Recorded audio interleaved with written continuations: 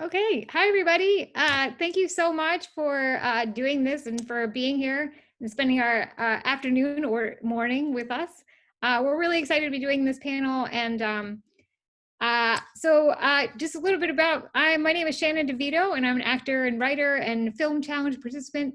Thank you, Nick, so much for having me host this panel. And we hope to give you some practical information that you can use for this challenge and for self-tapes and well beyond. And we just hope you get some information. A little bit of housekeeping for the format. We're going to talk a little bit about your setup, your lighting situation, editing, and some story structure. And then we're going to open it up to questions. So if you have one, you can put it, there's a little question answer thing at the bottom of your screen. Try to put them in there, and I will keep an eye on them, and we'll try to get to as many as we can. All right, great. So what I want to do first is I would like to introduce actor, comedian, writer, producer, and founder of the Easterseals, great, Easterseals Disability Film Challenge, Nick Novicki. Hey, how's everybody Yay! doing?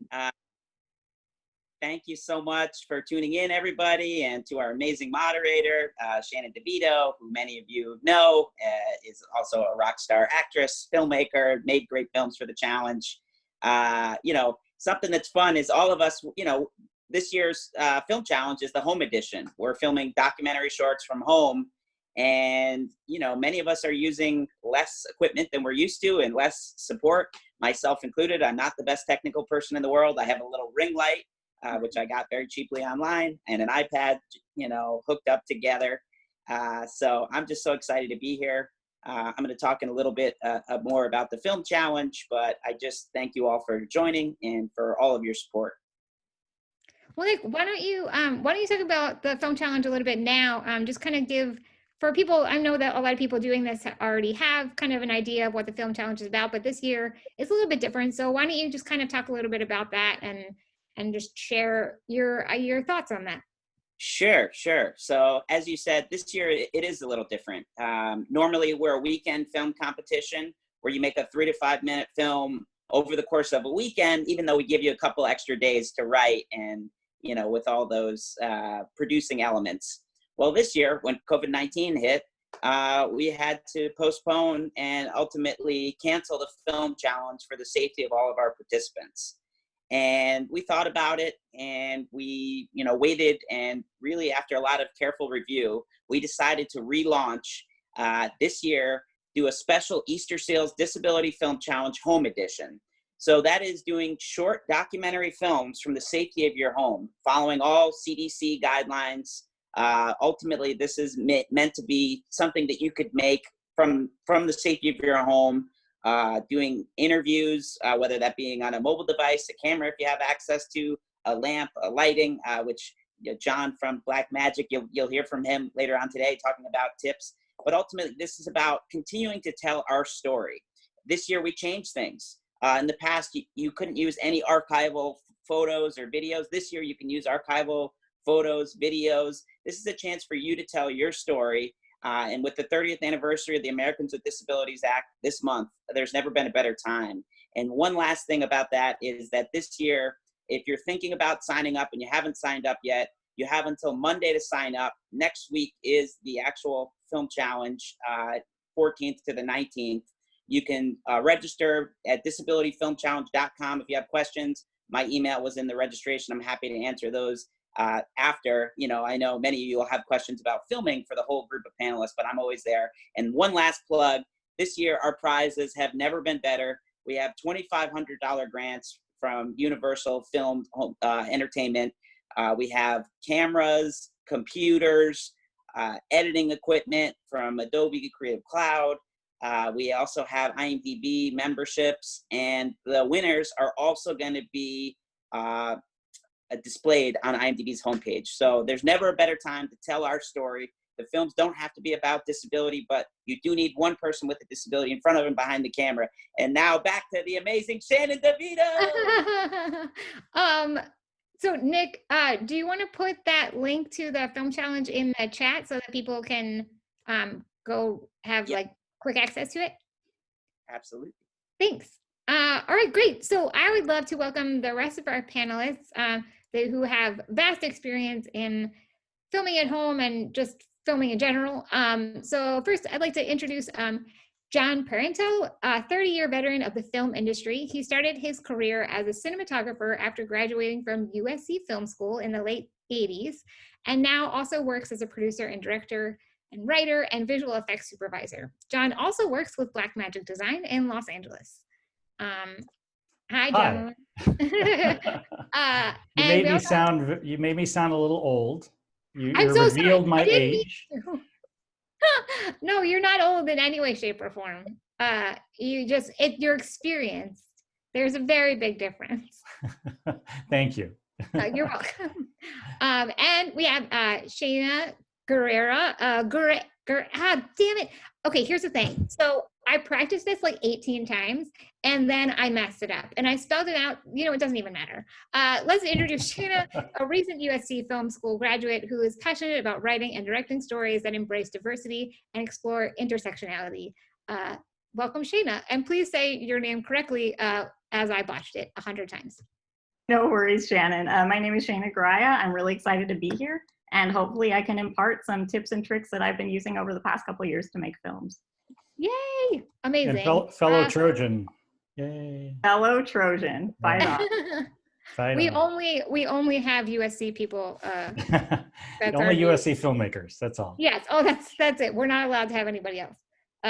Nick and I are just pretending. Great.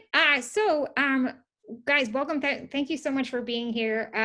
The first thing I wanted to do is I'd love for you guys to kind of share your setup at home and what that kind of looks like when you do your filmmaking in your own home. John, why don't you start? So right now, I guess, is the unique webcam version, but because I work for Blackmagic Design, I have access to a lot of cool gear. So I'm actually looking at a Pocket 6K camera, and I actually have a down camera, which is a separate camera. And then I'm using the ATEM Mini Pro, our new sort of, I'll cut back to that, this little thing that allows me to switch between cameras, and you'll see I can switch to my computer and I'm all fancy. So that's all fanciness. So when I shoot actually a film, which I have shot a number, as any independent filmmaker does, you end up using your own home to shoot a lot. And so whether that be because of COVID-19 or because that's, just what's available and free, I've shot a lot at home. And I've also, Shayna will probably be able to reflect on this as well. USC teaches you kind of in a way that says, what do you have? So you're making a film and you have $1 million. Okay, well, I can get a big truck of equipment. But next you're doing a film that you say, what equipment do you have or can we get? And they say, well, what do you have? And I say, well, I have one lamp and, a flag, and that's it. And so you learn how to make a film with what you have. And it's a very smart way of filmmaking in general, that you kind of write within your means, you shoot within your means, but it doesn't mean it can't look good. So my home setup, obviously I have extra gear. I have some cool cameras and a little bit more lighting and stuff like that. But when it comes down to it, a lot of it is just a lamp in a corner and putting the camera in the right position so it doesn't look bad. So, or using the right lens or something like that. So that's kind of my home setup. That's awesome. So we're going to get into a little bit more about cameras and kind of settings and stuff with you in just a few minutes. But Shayna, why don't you talk about your home setup? I know you're a little bit younger of a filmmaker, not younger than John. John is experienced. Way younger than. But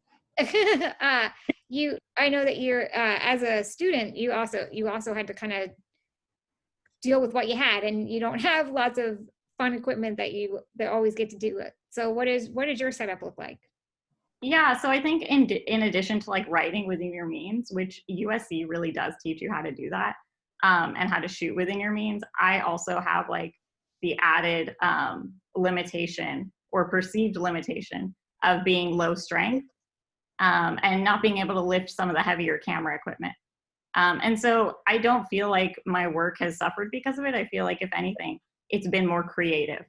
And so I typically use my phone at home. I enlist the help of my family members.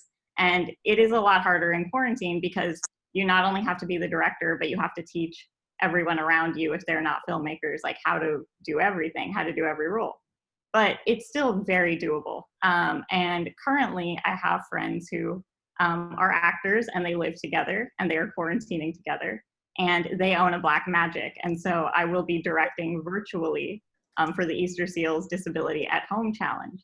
And that was something that we had to strategize about, like, how is this going to work? So we did a trial run just yesterday, and I told them camera settings. I was on the laptop, and it worked flawlessly. And so it's like, how do you adapt to the situation in order to make content that still is true to who you are and your style?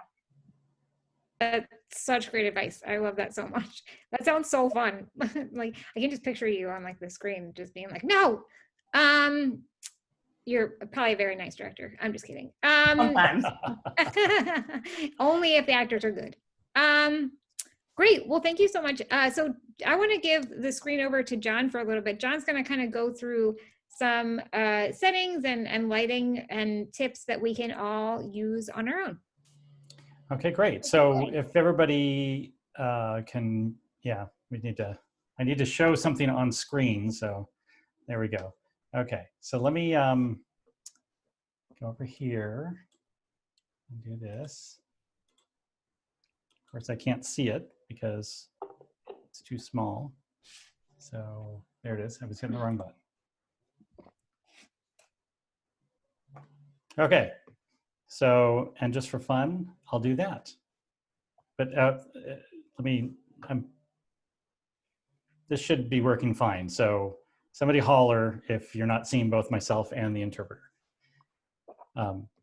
So it's really difficult to teach too much in such short order, but there's a couple really important things that when you're shooting at home are really critical to be aware of. As others will go into, and we can talk about later, framing the camera, how to tell the story, elements within the shoot are really all important. But there's some really basic things that people forget about because they think that, well, I'm just shooting at home, so I need to, I can't do this or I can't do that. So what I want to do is run through a few of those items. So the real basics are, rule number one about any filmmaking is that there are no rules in film. So everything I'm going to talk about right now, though, is a standard. They can all be broken if you choose to break them for a reason of telling the story. So I always say the second thing is you can choose to break those rules if you want to. But let's talk about a few of the basics. Number one that people forget about is color temperature. If you've always heard about the white balancing of cameras, phones do it automatically if you just use them regularly. And so what happens is that you don't realize that there's a big color difference between inside and outside. So if you're shooting under a lamp inside, they tend to be very warm, right? Well, that is because the color temperature is on the left side there, the warm white, the 27 to 3200 degrees Kelvin is the scale. And then daylight is actually really blue, though your eyes adjust to it and you don't notice it. So that's on the really high end, the 6,000 degrees Kelvin. So the reason I point this out is because if you do things like shoot inside with inside lamps, but you show outside, you're going to see, for example, in this image that the windows are really blue. And that's not because they're doing anything. It's simply because there's still daylight out there, even though it's very muted, and it contrasts in color temperature to the inside. So that's something people forget about and need to understand about how to color balance a little bit, just so that things look normal. You want it as neutral as possible when you shoot it, because then you can mess with it later in post-production. Again, unless you choose to have a look. For example, here, shooting outside, this is using a camera balanced to the inside lights, but shooting in daylight, and you see how blue the person is. So that's obviously a mistake unless it's not. Similarly, if you're shooting outside, your camera's adjusted to daylight, but you use inside lights, everything's going to look really orange. So that's something really important to be aware of. You ultimately want the skin tones to look normal. So best thing to do is to white balance it for the shot that you have for every shot. and make sure that your skin tones look correct and neutral like skin. And then you can correct that later if you want to do a look or something later on. Because if you don't, you get trapped into that, oh, it's too blue, well, I'll fix it later. Well, pulling all that blue out is going to make the skin look chalky and maybe flat. So be aware of that. The other thing to be aware of is hard light versus soft light. So the reason there's such a thing, easy description of the hard light versus soft light, let me move this over here, is that hard light, like the sun or one single source pointing at an object, it's being blocked by that one object. All the rays of light are coming from one source and they're coming straight and they're being blocked or not blocked. So that's why the shadows are really hard. But in soft light, like clouds, like light through clouds, sun through clouds, the light is being bounced around from a lot of different angles. So when that is, so there's no definitive cutoff. So when it hits that object, other light is leaking around it and it creates a really soft shadow. And obviously people usually shoot for soft looks because that's really more cinematic and such, unless again, you want a really hard look. It's just being aware of these things that's really important. So in this shot, you can see here, this is from a set. They use things like these silks or this diffusion panel, which is really just a murky plastic or material or fabric that breaks up that light and makes it bounce around so the light is soft. So ultimately, this would be a shot of somebody with very hard light on them. So you can see how defined the shadow is behind them. Whereas something softer, here's another example of two people. So a guy on the left, very hard shadows. You can see the shadow underneath his eye. And so there's a lot of darkness, whereas on the right side, you can see that it's a very soft light. There's a very easy fall off to the backlight, and looks like they put some extra fill in there too, but it looks completely different in terms of look, the soft light versus the hard light. So ultimately, you might go for a look more like this, where it's a very soft, gentle feel, shallow depth of field, which means you don't have there's not a lot of area in focus. We can talk about that later, but that's kind of a look that people often go for. The other thing to note about this shot is that how they put something highlighted way behind them that's out of focus. You don't want it to be too bright, but if you do something like that, it helps pick the characters out from the background. And that's another reason why when you light, it's really important to light your subject separately from your background. Don't ever put your subject right against the wall, again, unless that's a look you're going for, because you're going to throw their shadow all over the wall, and it's not going to maybe look as attractive as if you pulled them away from the wall, put a light on them, and then put a separate light on the background, or maybe open a window and let the light come through that way. So always keep that in mind. As you can see here in this is sort of a bed with light just naturally coming through some silky curtains. You can see how soft and lovely that light looks. And this is a great thing for at home. If you can kind of achieve this kind of look and it's part of your story, you can literally shoot by a window, put some sheets up if you don't have curtains over the windows, and soften that light. Ideally, you don't want to shoot into the window because the contrast is going to be so bright, so intense that your foreground is either going to be, your person is going to be completely silhouette, or the outside is going to be so bright and blown out that it's going to actually affect and bleed around your character. So maybe go a little off angle and use the light, but don't use showing the light because it's too bright. So real quickly, in terms of some of those lighting tools, the sun is a great tool to use for lighting, but avoid shooting it in midday. You've always heard of the term magic hour. And magic hour really is just a time period in the day, sort of late afternoon to evening, when the sun is very low in the sky. So it gets you a side light instead of a top light. It also is softer because the sun is shooting through a lot more atmosphere than it would be when it's straight overhead, when it's clear and shooting overhead. So shooting in late afternoon in the sun is a beautiful time to shoot, and free. You can use floor lamps and desk lamps. You don't need to have any fancy lighting gear to do anything. I'm lighting the back of my scene here with just a ceiling lamp bouncing off of it. It's always that color temperature. You have to be careful. And as long as you use lamps that are similar in terms of that color temperature and white balance for them, you're going to be fine. Then there's also cheap fixtures from hardware stores. I've done so much with these. Things like this little scoop lamp from Home Depot, $6. And then you get a light bulb for it. You can get a regular light bulb, or even Home Depot has like color correct light bulbs. So let's say you wanted to use a real like accurate color indoor light, tungsten we would call it. They make those, and it's just a bulb, and you screw in there and you plug it into the wall. So those are really cool, and they're super cheap. And because of the cone, it directs that light a little bit.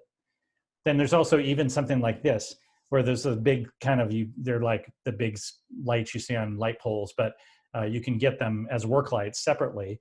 And they're super bright. So this would be a great way. Let's say you wanted like this really soft light inside on your character. And so you put up a sheet that you want to throw light through. And so you get a big bright light like this that shoots through it, but then it's soft because of that sheet. And now you have a beautiful light. Just beware that these tend to get very hot. And because you're not using necessarily cinematic equipment, nothing is technically fireproof. So you have to be very careful about that and monitor your lights. Don't put anything too close to fabric, things like that. So a couple other camera things. Always try to stabilize your camera. Unless you're going for a handheld look, try to do something that makes your camera steady. So if you're just using an iPhone, there's some super simple solutions for that. So somebody just took a coffee cup there, a paper cup, and cut holes to hold their camera. I've gone as far, or here's, I'll get to that. You can buy a really cheap, what they call this is a monopod. And it's kind of like a tripod, but without the tripod part. And it's nice because you can move around quickly without setting anything up. You can change the height and just attach your camera to the top of it, whatever it is. And it gives you some stability, so you're not doing this kind of floaty thing. And then, of course, you can use a chair. You can use a regular chair, any kind of chair. Let me show you a little clip from something that I did. These two shots are both using a chair. So I did a music video, a professional music video for somebody, and just used a chair. So it is very doable. You don't need a lot of stuff. So that's my quick glimpse at it. The one thing I will point out at the end here, the last thing, is that if you're using a phone, an Android or an iPhone, an iOS phone, I highly suggest looking into this program called Filmmaker Pro. It's, I think, $15 in the App Store. It basically enables you to use your camera and your phone, but to lock off functions. So the problem with a regular phone or any consumer phone is that it'll auto white balance when you pan, the exposure will change, the focus will change, which all things are great for shooting family videos, but when you're trying to do a film and you want to have a specific look, they're difficult to do with that. So Filmmaker Pro enables you to lock all that stuff off and allows you to set your focus on a particular part of the frame, set your exposure to where you want it to be, and lock them off, as well as control your color temperature and everything manually, and also auto white balance if you want to just use that. All within that little app, and it's really awesome. So check that out. It's a good cheap spend if you're going to shoot with your phone, and then you do great work. So that is my summary. Awesome. Thank you, John, so much. That was amazing. We had a question. So just because it went by very quickly and all that information was very helpful, is there any way that we could get this put on Google Docs and send it out to everybody? Sure. So that they can see everything that you had to say? Yeah, I'll make a PDF of it and get it to Nick, and he can put it up so it's available to everybody. That'd be great. Thank you so much. You're welcome. I have one question for you. So documentary style is a very specific kind of look. I know, like, if we've got everything from The Office to very I can't think of a good documentary at the moment because I'm a terrible Crip Camp. What'd you say? Crip Camp, exactly. But they have more of like a handheld kind of look.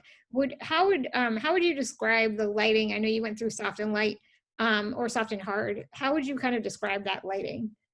Well, I actually would say that a documentary can be anything you want it to be. I've seen really cinematic documentaries that use Steadicams and dollies, things that make it feel very cinematic, but are not. It just depends on how you're approaching it. Because a documentary usually is shooting real life, quite frequently it's somebody sticking a camera on their shoulder and chasing somebody around, and that's by nature looks handheld and such. But because you're working in a combined environment here, there's a chance that you can actually, add other cinematic elements to it.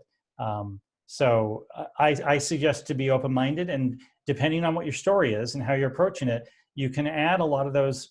I mean, even if it's just interview footage of people, you can do it handheld, but you can still light them with the soft light and make it look really beautiful. It doesn't really matter. I don't think, again, there's a rule there. It's really, it's controlled by your subject and your environment. Great. Yeah, awesome. I love that. Thank you so much for that presentation. And again, we'll definitely get that out to everybody so they can see a PDF version. Great. So now I want to talk to Shayna a little bit about editing, because I know that is kind of scary to a lot of people. I know I'm terrified of it. And so Shayna, can you talk to me a little bit about your process and kind of thoughts that you have on someone who might be doing this for the first time by themselves? Yeah, definitely. So I had to edit, and I say I had to because it was out of necessity at first. I created a short documentary about the services at our college, at my undergraduate college, that were not appropriate for students with disabilities. And so it was very much like me with my camera, doing things like myself, and taking on multiple roles. And my professor recommended Adobe Premiere Pro. And I find that out of all the editing applications, that one for me is the most user-friendly in terms of learning how to pick up the skills. So if you're going to get one, I would suggest you get the free trial of Premiere. I don't work for them, but it really makes things a lot easier. And one of the things with editing is think of everything like it's a puzzle, right? And start watching scenes of films that are memorable to you and look at all the coverage they get and how they piece it together and really break it down shot for shot. And once you do that, it'll start getting easier in your brain once you shoot, and you'll start seeing the film being edited as you're on set shooting. Like for me, I've had to edit so much throughout the past couple of years, and I really made myself do it in order to become better at editing, and now I love it. But yeah, the main thing is really just practice it. And it's going to be hard and you're going to make mistakes. But honestly, it's something that if you want to go into filmmaking and you're right now not at the professional level, knowing how to edit will help elevate you to that level. There are also great tutorials on YouTube for how to do things in Premiere. And these days they're so accessible. Yeah. That's so great. I think that's going to make everyone feel a little bit better. And I agree with you. I think that a good edit of a film is super underrated, and you just take it for granted that it was so well edited and you love this movie. But I think without a good edit, it would have been a garbage movie, right? Exactly. And go ahead. Oh, sorry. Yeah. And like one of the weird things that I do is when I write a film, I will like close my eyes. Oh, sorry, the phone's ringing. But I will close my eyes and I'll imagine what the film looks like and who I want to see at what moment. And when you go into edit after you shoot, it'll make it that much easier because you would have already seen it in your head. Do you? I'd like to add, I'd like to concur with that, because when you write a film, you're basically editing it in your head. You have to kind of understand what the coverage is and how to put it together. Otherwise, you're just writing a book. So that's one thing. And then when you're in production, you're choosing shots you want to shoot and how the shot looks and where it is. And I need a wide shot here and then some close-ups. You're editing it while you're in production. So if you understand the process of editing from the beginning, it informs everything else from the beginning. And it makes you that much better of a filmmaker. So I'm just agreeing, except for the Premiere thing, but I'll get back to that. Well, black magic, man. So one question, do you have anything editing wise that is a big no-no? Like if you saw a film that had edited something a certain way, you would be like, oh my gosh, please change this. Just so that common mistakes that you see. I know this film, I mean, it was good, but Bohemian Rhapsody, like if you want to see a couple scenes that do not edit well, I would watch. There's a great video on YouTube breaking down why one of the table scenes does not work. But really, here's the thing, like John said about camera, like there are no rules, right?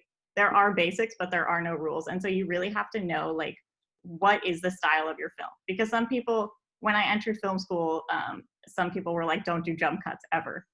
And it's like, that can be a style now, you know? And really what I like to say is look at everything through the lens of a story. So look at everything based on style. Like when you go in to have your meeting about production design, ask yourself, like, what is a production design? What story does that tell? What story do these jump cuts tell?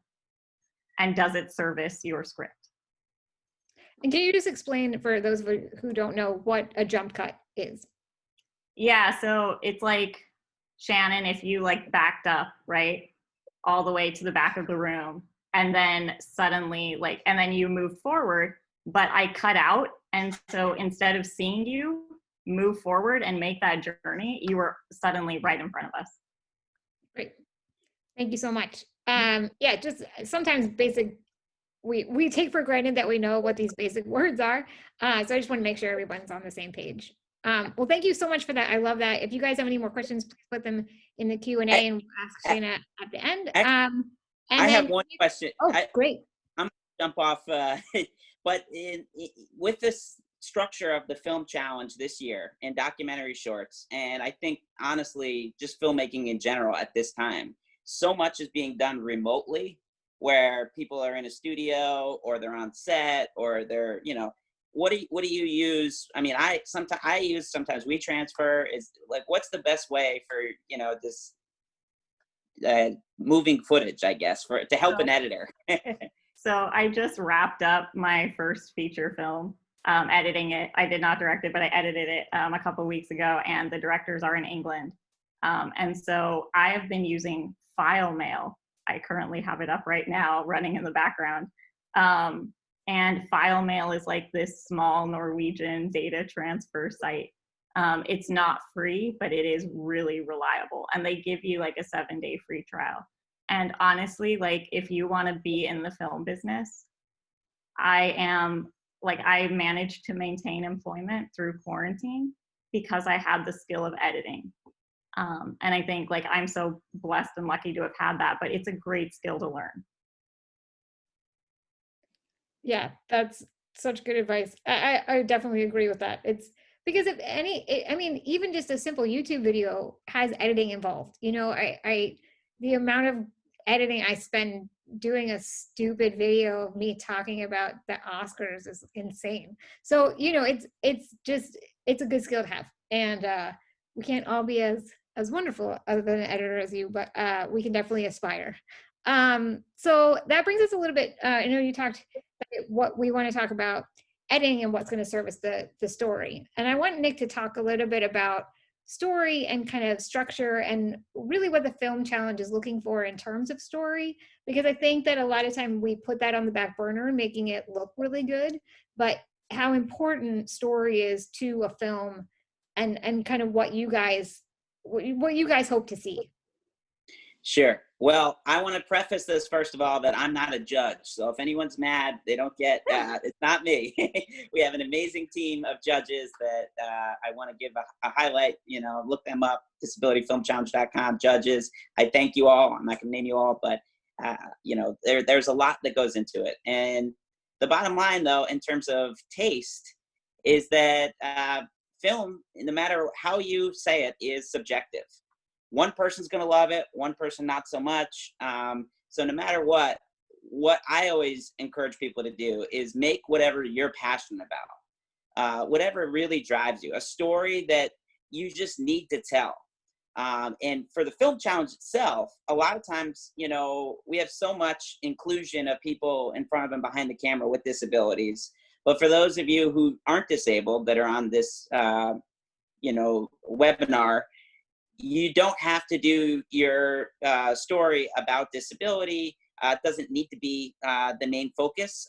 This year, because it is documentary, a lot of people will. That's a part of people's lives, and that may be something that they're very passionate, an element of their disability.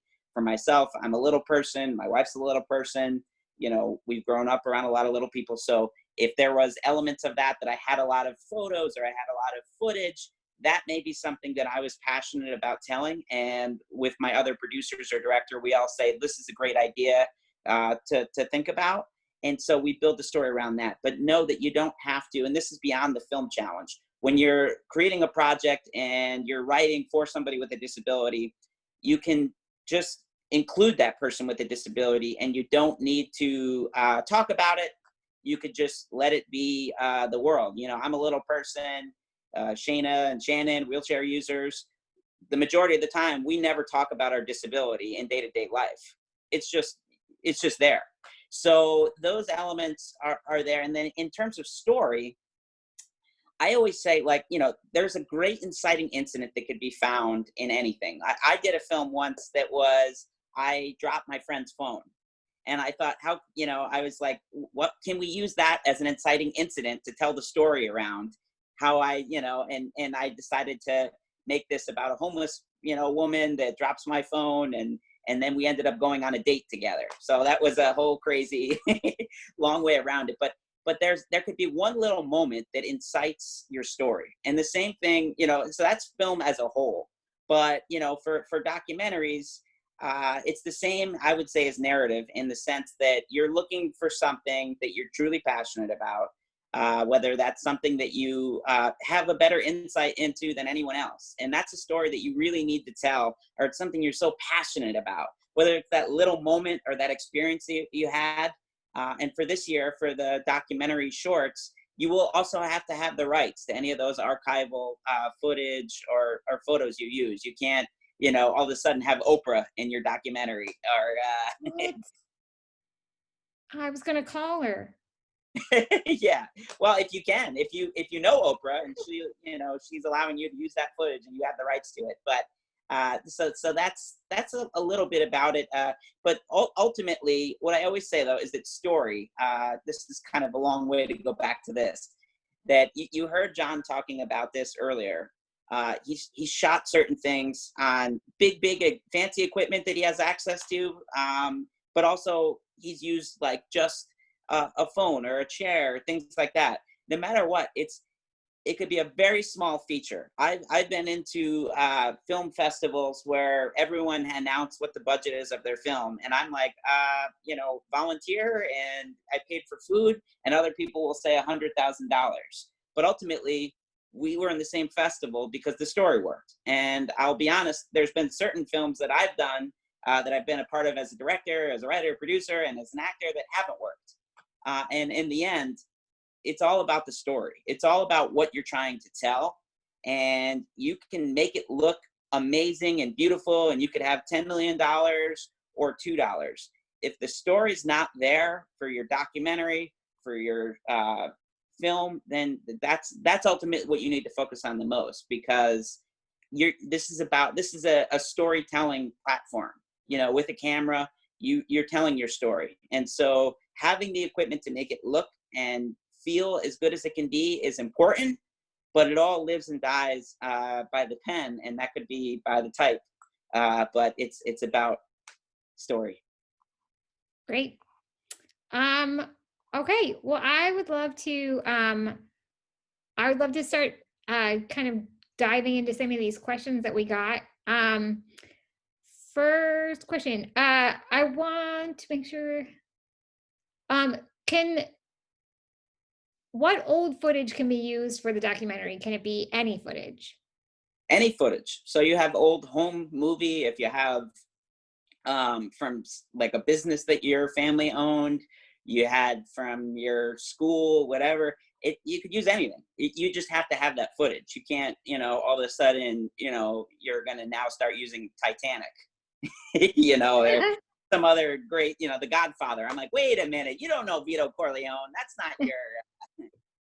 So it's stuff that you own. Defining element that they have to be able to have the rights to it. Is that the trick?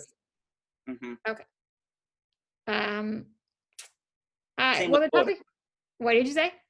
I said same with photos. You know, you can use all those photos, but they have to be your photos, and you have to be able to, you know, you can't just take stuff from others. So someone asked if they can buy rights to stock footage or stock images. Is that allowed? They would have to be able to, that's a gray area. I mean, I would say I would start with using what you have, because ultimately that goes back to story. You know, this is about having, you know, what you're telling, your story, and ultimately you have to be able to have that, you know, those archival, you know, be able to prove that you have the rights to use that. Right. Cool. Shanna, can you talk a little bit about the process of directing virtually and having the actors film themselves a little bit more? How do you get the actors prepared, and how do you handle sound? Okay, so again, when my crew and I knew that we were going to enter the Easterseals Disability at Home Film Challenge, I worked within my means. So I thought, how are we going to do this in a way that we can get good sound? Because sound is really important for these films. And also be able to shoot it with people who I know can make it work acting-wise. So my two friends, they're a couple, and they live in an apartment, and they also just got a podcasting setup. And so I basically wrote it so that they are sitting and stationary, and the camera is also stationary, and they have the mic in front of them. And so it's not ideal, again, but it does allow for a lot of creativity. It's like, what can you do when you're stuck in a room and your actors have to be near the microphone? You know, how are you going to make that work? And so we're also shooting parallel with my other actress, Nicole Evans, and she's using her phone to shoot herself. And I'm actually going to edit them so that they're side by side, but the quality is going to be a little bit better than Zoom because they'll be recording themselves on camera. So it's like, how do you get creative that way? You know what I mean? And piece together different footage. In terms of directing, it's really important to spend time with your actors beforehand if you don't know them that well. One of my actors he like performs really well when he has something to do with his hands or something. Like, that was something that came up last year on set, and I had no idea about it until I got there, and all of a sudden I wasn't getting the performances that I wanted. So I had him like eat a bag of cookies, and all of a sudden he was like the star of, the show. And so really take this week to do practice trial runs, because that's all we're doing right now. You're going to run into hiccups. You're going to run into problems like any set. But just be flexible and have a good team around you that can communicate well together. Yeah. So if I could, just because I know that people have asked questions about this. So some of you may already be, you're compiling footage or photos or those archival elements for your documentary, and you know that there's some kind of disability inclusion, whether that be your interviewee or whoever's going to be on camera or as a director. Know, though, that on the 14th, we announced the full assignment, which includes, a prop or something, so we know it's done over the course of that challenge period. So don't, I know people are getting nervous. Wait a minute, should we be writing? Don't, now is the time for planning, and that's a big element for that, because I don't want people to, this is about creating something new, and this is about telling our story. And this is, so there'll be time. They're just compile things. I don't want people to get nervous. Yeah. So I guess that answers this question about whether the topic of the assignment will be next week, or if it's something we can start thinking about now. I guess you just said, you can start thinking about planning and like kind of layouts and stuff, but we don't know exactly what you're looking for until next week. If I will add one thing too, outside of the film challenge, Nick, as a filmmaker or whatever, when I always try to do film stuff around the most production value I could get. If I'm like, wait a minute, I could film by this airplane, I'm going to try to create something around where I can get this shot where I'm getting off this plane because I have the ability to, get that for free. Same thing with a documentary or those things. So you could almost be thinking, how can I craft things? but just know there will be other little elements in terms of theme and props that need to be incorporated, which will be assigned for everybody. And remember, everyone, if you haven't registered, this does not make you registered for the film challenge. You still will need to register.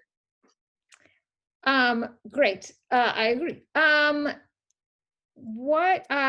Let's see. How do you think writing a documentary is different than writing a narrative?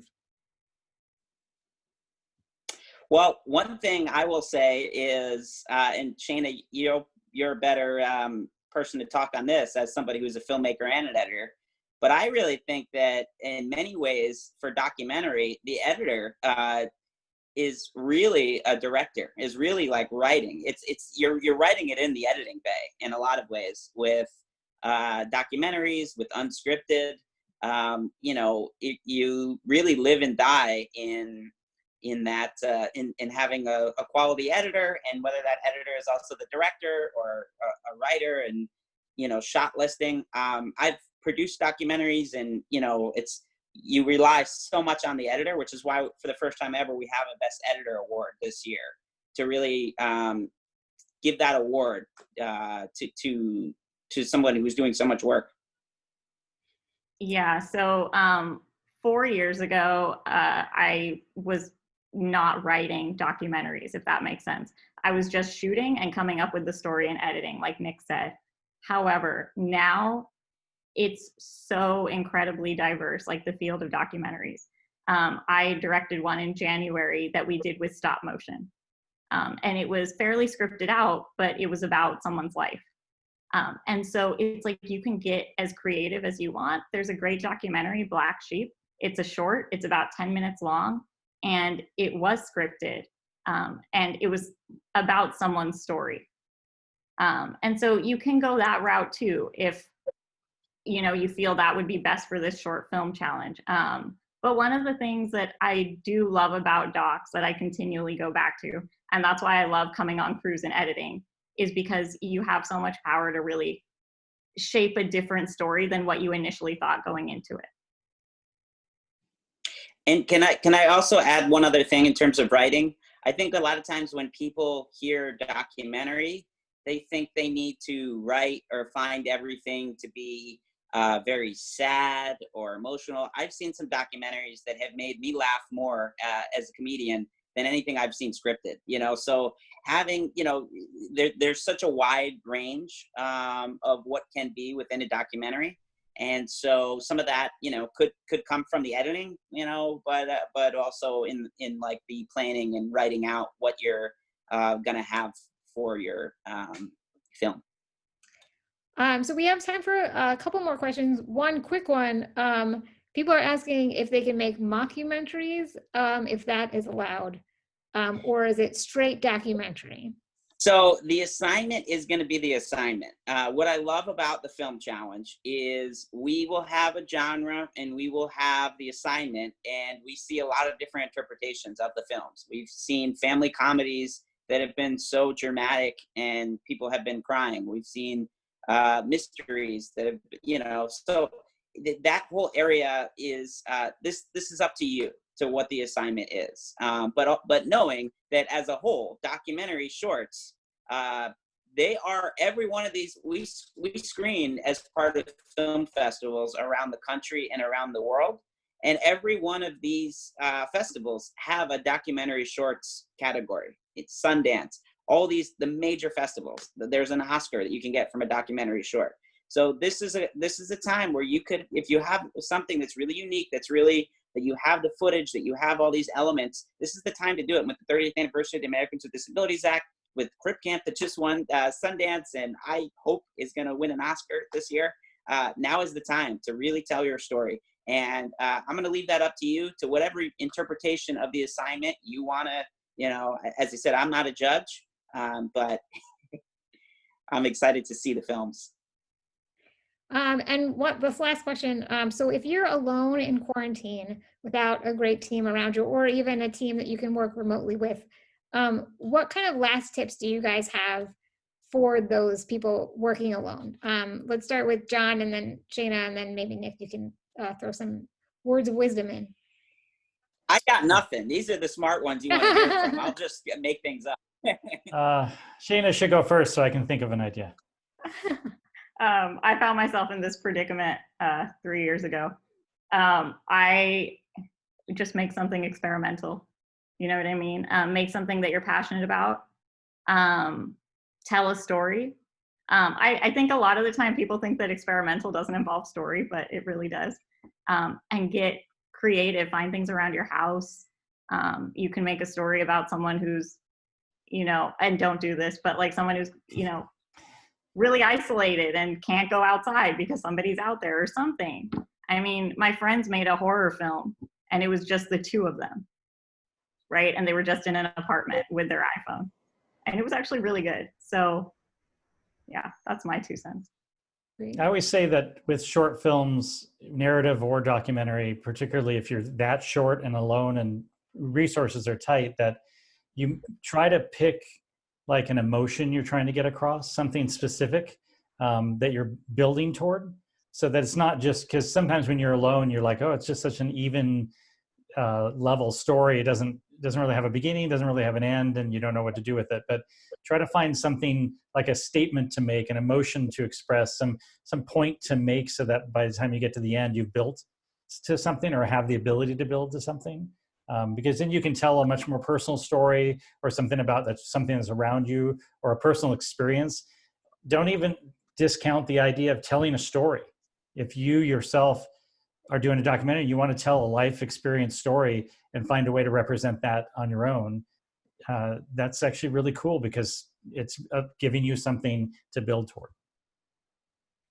Yeah, and I would just piggyback onto that ultimately, there's so much that can be done. I mean, you heard John talking about all these tips and tools, from filming on your camera that's on your phone, even if that's what you have. You can put it up against a chair. I'm really not a technical person at all. In fact, sometimes I can't even figure out how to log into Zoom. So I'm like, I'm asking my wife for help, or the panelists, or other people. So ultimately, though, if what I have to say is interesting, once that camera does turn on, that's all that matters. So again, it really ends up being about you telling your story and thinking about what is important to you, what is interesting. And I think as a filmmaker or as a comedian or as any kind of artist, the key is to tell something that no one else has been able to tell. If you could tell a story better, like because you're the only little person who did tours for the troops as a comedian, I'm the only person that could do that I know of, or maybe there's one other person or something. But ultimately, it's about telling that story or expressing it on camera, and using what you have. So, and also asking for help and looking online. Shayna mentioned these YouTube tutorials. Even beyond this competition, really just be thinking about, where you could find help or mentorship or ask advice. And the biggest thing is just making your film and setting that deadline. The challenge has been a great way for people to finish films at the end of this competition. Regardless of if you win or you're a finalist, you'll have a completed film. So there's nothing more amazing than that. And I think you can always get more resources and more help.